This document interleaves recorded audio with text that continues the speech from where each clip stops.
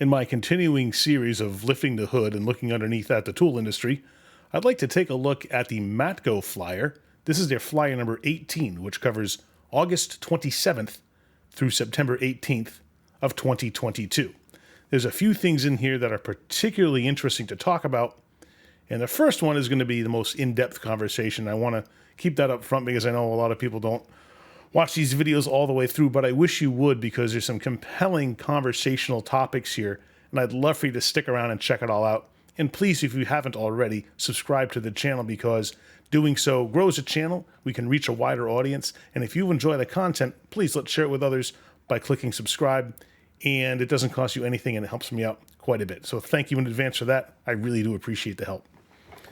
When we open up the flyer to page 5, we see that Matco is advertising their Infinium top-of-the-line power, and they advertise 1,600 foot-pounds of breakaway torque on their cordless half-inch impact gun.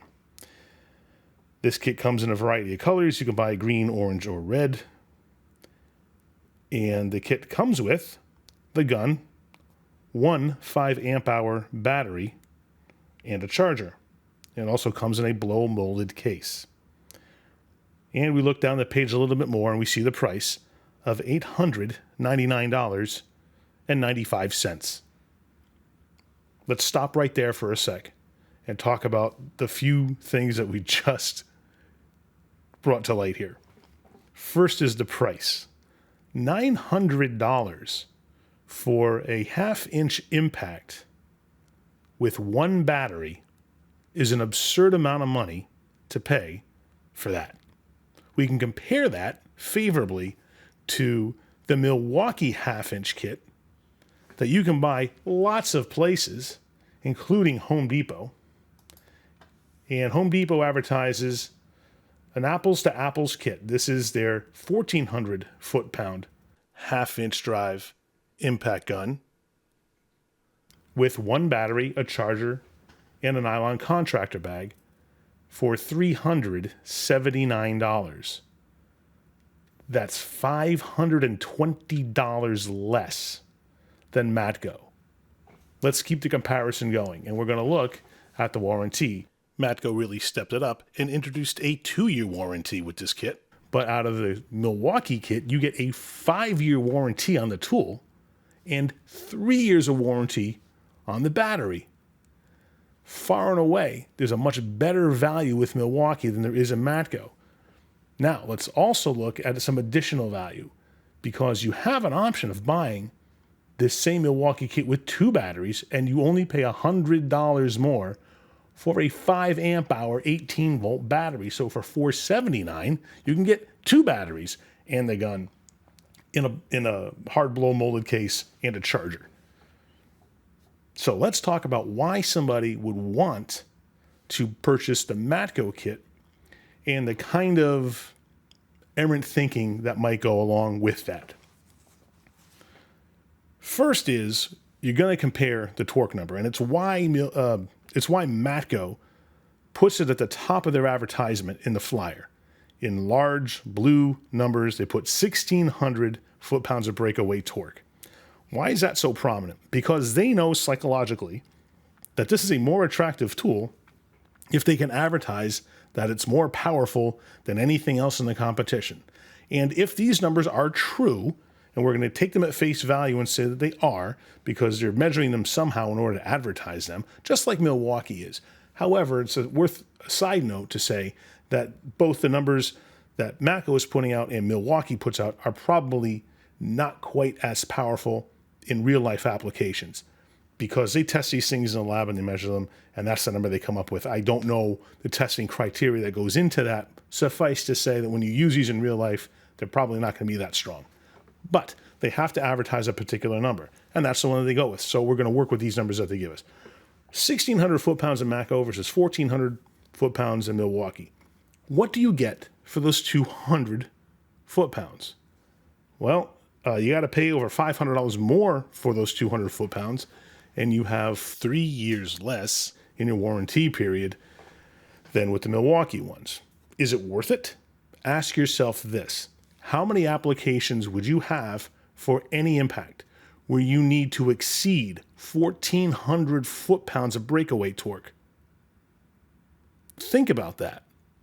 Chances are pretty good you don't have any. Most applications for impacts require foot-pounds applied in the hundreds. So 400, 500, 600 foot-pounds maybe. If you're really up against something tight, maybe you're pushing 1,000 foot-pounds. So that kind of power doesn't even correctly apply to most applications.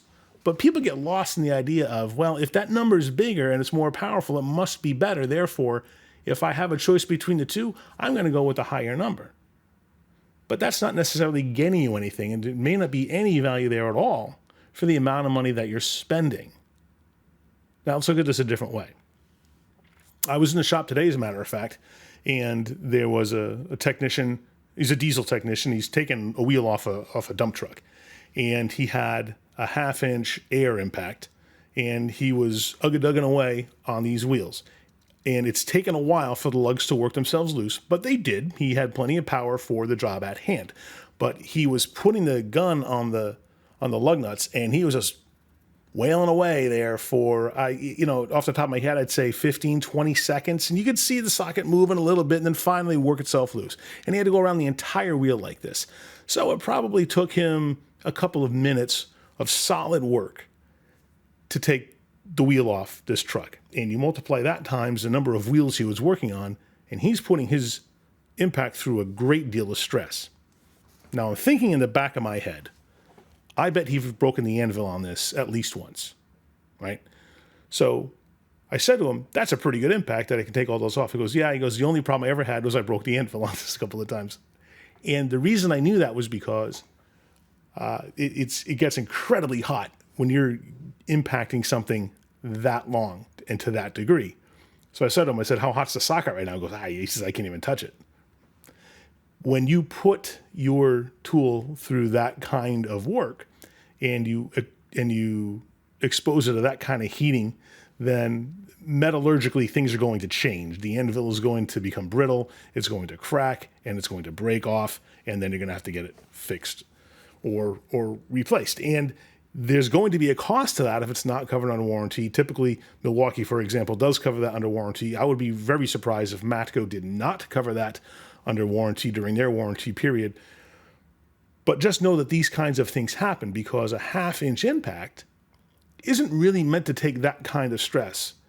You're usually looking at needing a 3/4 or 1-inch impact because there's so much more metal in the mechanism that it can withstand the kinds of heat that you're going to expose the tool to, right? But that notwithstanding, we're looking at just the Matco impact compared to the Milwaukee and one where the value really is. So the power that they advertise that at may not even be applicable to how you're using the tool. So think for a moment about the things that you are working on, and then think, is it over-spec for what I'm doing? And if it's not, maybe you're working on truck tires, and the guy who puts the wheels on is slamming them on with a 1-inch air impact, and he's just going until these things stop, and he doesn't care what the torque spec is. The torque spec, by the way, on most lug nuts on trucks and buses is 450 foot-pounds, and that's it. So any impact rated at anything above that should be able to take the lugs off, and certainly you have the headroom in a 1,400 or 1,600 foot-pound impact wrench to be able to do that.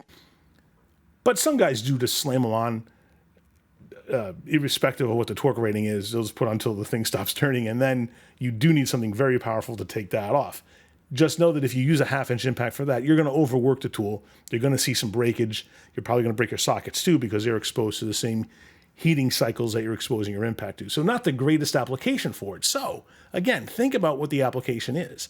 Will this be powerful enough, and will it work under the proper conditions to do what I need it to do? We can look at torque ratings like we look at lumen ratings on lights. How many people buy the light that is rated for the higher lumen rating? I'm betting you have, right? I have, we all have. Well, this one's rated at 2,000 lumens, and well, this one's only rated at 900, so I'm going to buy the 2,000. What if the work that you do mostly is up-close inspections, and you turn on this 2,000 lumen light, and you're looking at a metallic surface, or you're looking at like one of those metallic labels on something, there is so much light being reflected back at you, you can't even read what it is you're looking at because the light's simply too strong for the application.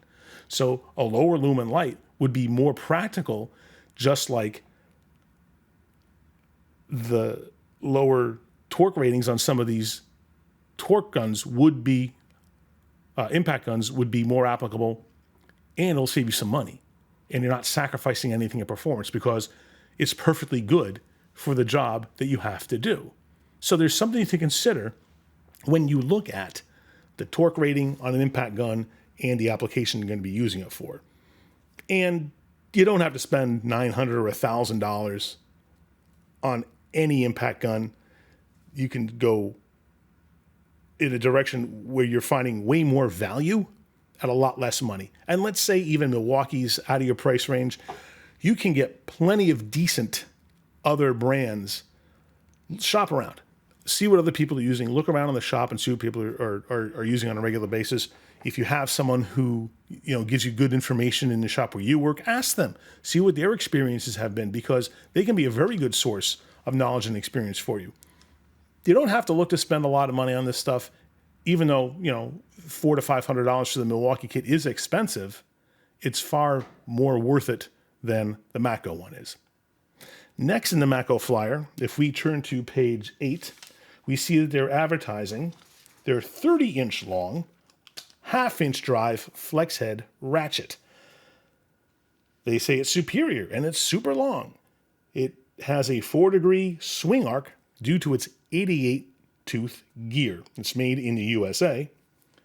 And if you look further down the page, it costs $299.95.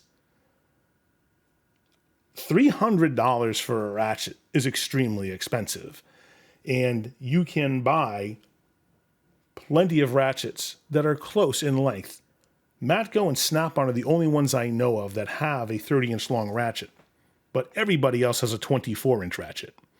So you can look at lots of brands. You can go on the less expensive end of the spectrum and look at Titan. You can go somewhere in the middle and look at gearwrench. You can go to the other end of the spectrum if you're looking at quality and look at SK Tools, for example. But $300 for a ratchet that you're not going to use very much, because let's face it, this is not your go-to. You're not going under the dash with this thing. You're not going in the engine compartment with it. This is something that's going to have limited use. So would you be better off going with a shorter handle? And I'm not going to say it, but I'll say it, and use a cheater pipe, right? Everybody does. What's the difference between using a cheater pipe on a 24-inch handle or using a ratchet that has a 30-inch handle? Yeah, you're going to get more leverage out of that 6 inches, but is it going to be enough to complete the task at hand? And why would you spend over twice the amount of a comparable gear wrench ratchet, for example, that has an even better tooth count at 120 tooth positions, even though it's a 60-tooth gear, it has double the positions on it, for a 3-degree swing arc. So you can get it in tighter spaces. You don't have to swing it as much to grab the teeth, and you're not spending nearly as much money as the Matco one. Now, granted, the gearwrench one is not made in the USA, but how much is that worth to you? Some say they'll pay any amount of money to buy a tool that's made in the US. Fair enough. And if that's how you like to apply your finances, you go right ahead and do it that way. But understand everyone has a limit because we all have a budget. And sometimes something is simply too expensive for what you get. But shop around when you're looking at long-handled ratchets, because you can buy very good ratchets, equally good ratchets. Some may say even better quality ratchets, and spend a whole lot less money. And finally, if we go to the back of the flyer, on page 15, you're working all day in the shop. You're hungry.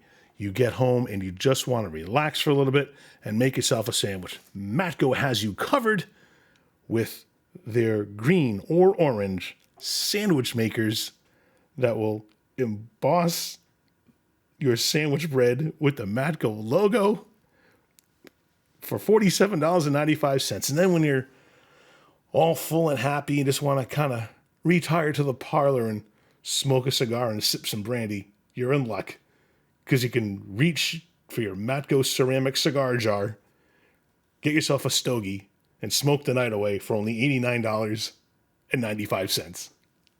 I hope you found this information useful. Hopefully it's entertaining. Please chime in with your comments. I'm sure there's going to be plenty of you who disagree with me on these things. You may very well think that everything that I've shown you in this flyer is absolutely worth the price. Please say why you think so, if that's the case. And if you agree with me, say why. I think this is a very good way to get a conversation going about different tool brands, about what specs actually mean, and how much those specs are worth to you when you make your purchase decision. So keep watching the channel because we have all kinds of interesting videos coming down the line, including a snap-on video that you're not going to want to miss, especially if you're a fan of vintage snap-on tools. We have a regular Tools in the Hall segment, and be on the lookout for our quarterly flyer drop video, which is going to take us through the end of 2022. So do me a favor and click down here now to subscribe so that you don't miss any of it. Thank you so much for watching. And remember, use a tool. Don't be one.